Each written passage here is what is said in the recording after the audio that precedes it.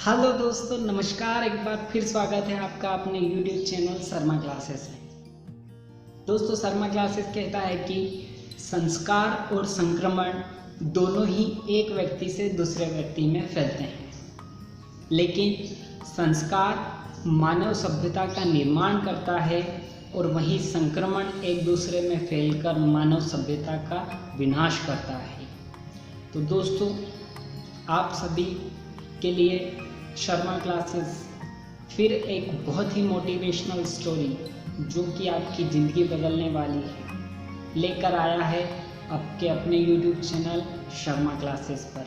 मैं आशुतोष शर्मा आप सभी को बहुत बहुत धन्यवाद देता हूं कि आप सबने इस लॉकडाउन के समय में मेरी क्लासेस का अनुभव लेकर मुझे प्रेरणा दी।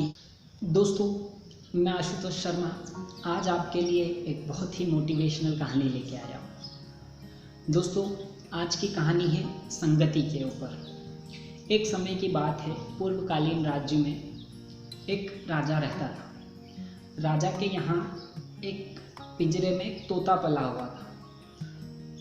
अकारण कुछ उस तोते की मृत्यु हो गई। राजा ने उसका दाह संस्कार किया।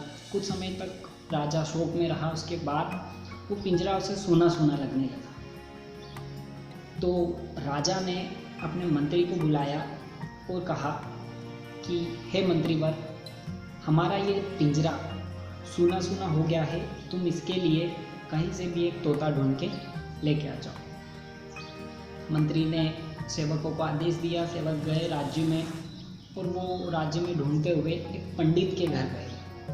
पुजारी था जो भगवान का आस्तिक था। पुजारी के यहाँ जाने के बाद उसके यहाँ एक तोता था। तो उन्होंने पुजारी से कहा कि यह तोता आप हमें दे दीजिए, इसे महाराज को देना है, उनकी बहुत इच्छा है और इसके लिए आपको जितना भी जो धन लगता है आप उसके बदले में ले सकते हैं। तो पुजारी ने कहा कि मुझे कोई धन की आवश्यकता नहीं है, अगर आपके राजा को यह तोता पसंद है तो आप इस तोते को ले जा सकते हैं। और वो सेवक उस तोते को लेके राजा के पास गए। राजा बड़ा खुश हुआ।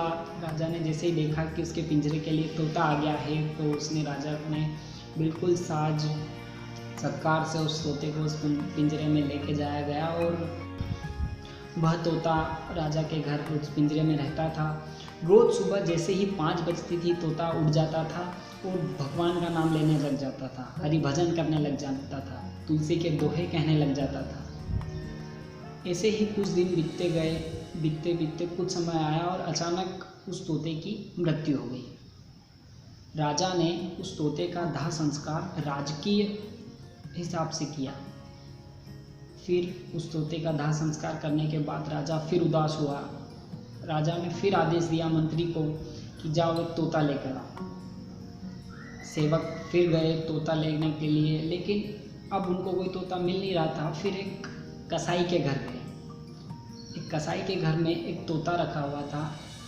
उस कसाई के पास गए और राजा और सेवक ने कहा कि तुम ये तोता हमें दे दो, इसके बदले में तुम्हें जितना धन चाहिए आप तुम ले सकते हो।